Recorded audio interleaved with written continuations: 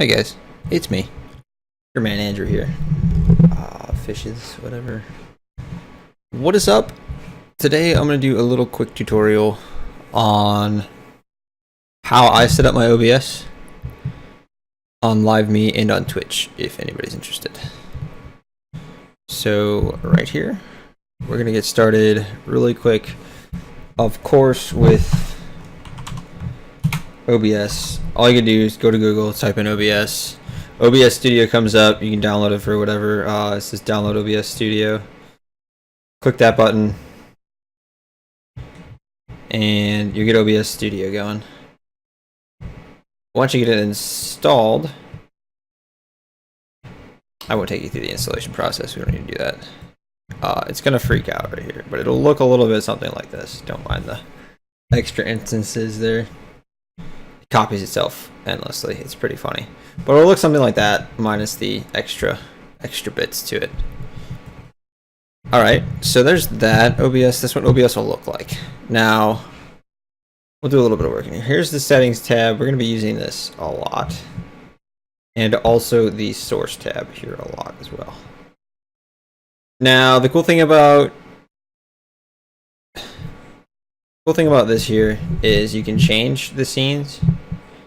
So I can switch it to my opening scene, back to this scene here, my camera only. So hey guys, what's up? So you're gonna want to use that too, but you can create different scenes as well. We're in the PUBG. Now the easiest way to handle this. Oh, see, that's why we don't do that. Don't do that. Easiest way to explain this, first off, you're going to run OBS. You don't have to make a profile, you don't have to do anything. Your two best friends are going to be source and scene. Now, you're going to want to go into settings right when you click, right when you get into OBS. You're going to want to go into settings. We're going to go to the general. The general settings, wouldn't touch them, they're all fine, unless you need a different language or something like that. The stream settings, which are here. Stream services, if you're on Twitch, you can use Twitch, YouTube, all of these here, Facebook. If you're on LiveMe, you're going to go custom stream service. LiveMe, when you broadcast to a PC, they give you a URL. Put the first half of the URL up here, and then there'll be a bunch of numbers at the end of the URL. Put those down here in the stream key. Right. I had an example, but it went away. You did see the example, though. Alright, so for the output, this is going to be where you control your bit rate. So that bounces off of. Now, you don't have to, if you're not recording anything, you don't have to assign a video path or anything like that. Mine's blanked out right now because I'm recording. But if you want to, you can. I would recommend MP4. And then for streaming, you're going to want to use the X264 encoder. That's the best one. Right now on LiveMe, you can only stream at 720, so you're going to want to rescale the output to 720. It doesn't matter what your resolution on your PC is. If you're scaling it down to 720, it's going to be 720. It'll look a little sharper, though, because it's at a 1080. It's just downscaling it to 720. So you want to do that. CBR works the best for me for rate controller. Bit rates, right now on LiveMe, 1500. You don't have to go anything over 1500. It's the recommended bit rate, so it's fine. Twitch, I think their max is, if I'm correct, it's 3500. I try to generally run it at 2500. It depends on your internet speed, though. Keyframe intervals, I leave set to 2.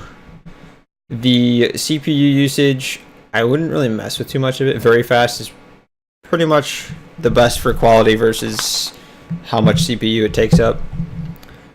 Right. Audio, of course, you got to enable your desktop audio and your microphone audio. That's cool. Video, this is where you configure all your videos. Here's the base scale resolution, the outscaling resolution, and of course back here at the output, we'll downscale it to 720 when it puts it out. So this is your base resolution on your PC here. Hotkeys you don't really need to mess with unless you really want to set up like recording hotkeys or something like that, or scene switching hotkeys. Either way, you can do that. I don't really do a whole lot of it. And then for advanced, there's nothing in advanced that I would mess with at all. None of it needs to be messed with.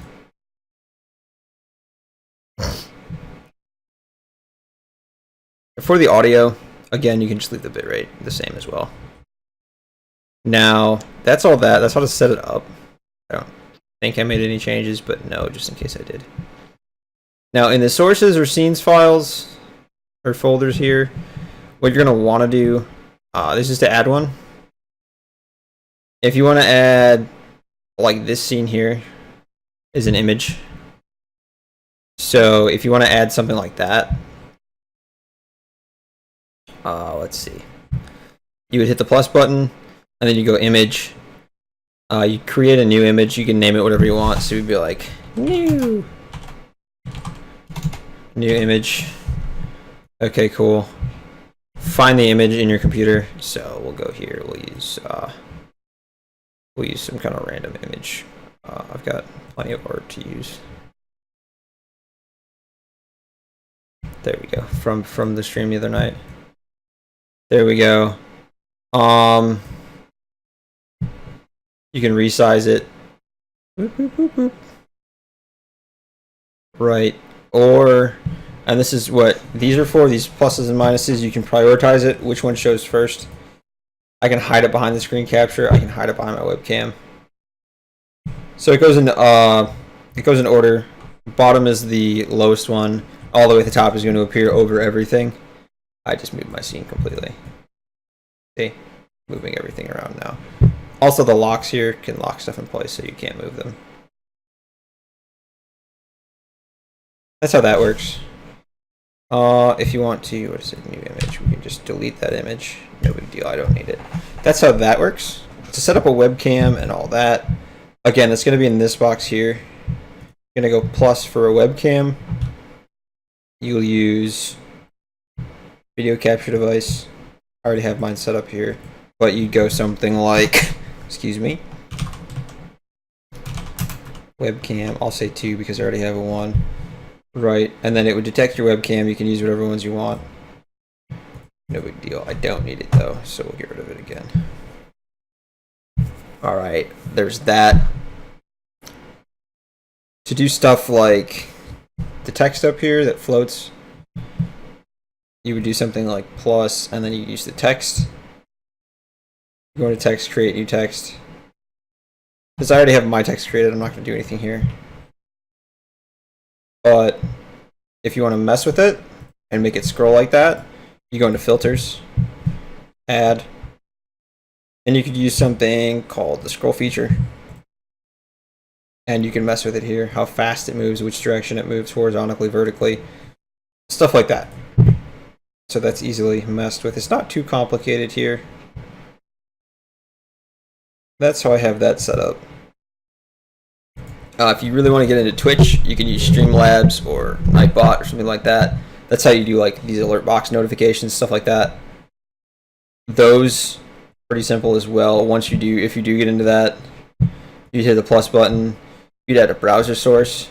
They'll give you their